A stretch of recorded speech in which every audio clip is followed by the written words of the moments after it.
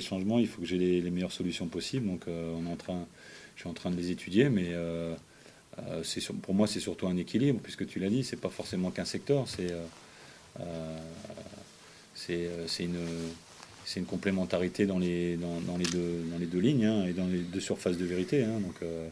Donc par rapport à ça, des changements il y en aura forcément, mais on va pas non plus révolutionner l'équipe qui va jouer contre Rennes. Il y aura certainement des changements forts par rapport à notre dernière prestation, mais bon, j'attends d'avoir un état des lieux, le retour de tout le monde, des internationaux, pour déjà partir sur un schéma et sur une équipe précise.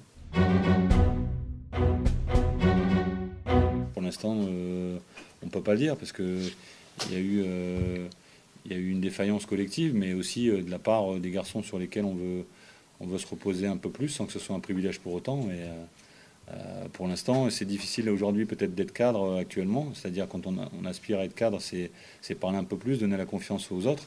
Mais il faut déjà que ceux-ci soient déjà en confiance eux-mêmes. Donc c'est aussi déjà le premier travail. Et bien sûr qu'après, comme toute équipe, il faut se reposer sur un socle performant qui animera le reste de l'équipe, hein. Mais actuellement, c'est la grosse difficulté aussi.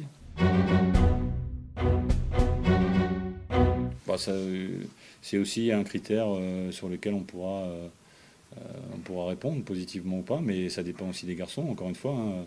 La confiance, moi j'ai confiance en tout le monde, mais c'est eux qui la gagnent surtout, hein. Ou le temps de jeu, on a une discussion avec des garçons, moi je veux du temps de jeu, mais c'est eux qui le prennent, le temps de jeu, hein. C'est pas moi qui le donne, hein.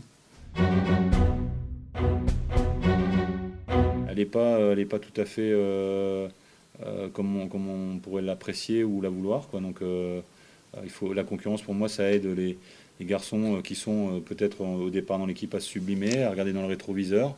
Mais de la même manière, comme je leur ai dit cette semaine encore une fois, on doit être prêt, même si on rentre 10 minutes. Il faut faire fi un petit peu de son ego de sa place actuelle dans l'équipe, qui n'est pas une certitude. Donc quels que soient les choix qui sont faits d'entrée, il y a une responsabilité de ceux qui commencent. Il y a aussi, pour ceux qui vont rentrer, et on l'a vu récemment en équipe de France, hein, parce qu'on parle de fragilité, je pense qu'aujourd'hui, il y aurait d'autres commentaires si le poteau des Roumains, s'il était rentré au lieu de sorti, ce ne serait pas tout à fait le même commentaire. Donc on sait que c'est un sport qui est fait comme ça, donc, et que c'est très fragile sur l'aspect mental.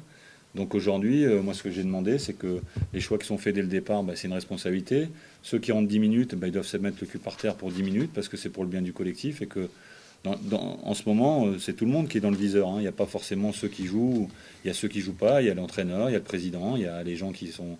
Tout le monde est dans la difficulté, donc chacun doit se sortir un petit peu de son cas personnel ou des états d'âme individuels pour se rallier pardon, à la cause collective. C'est ce que je vous ai dit en prémisse de conférence, à savoir que les objectifs individuels, c'est bien, mais ils seront validés si le collectif marche.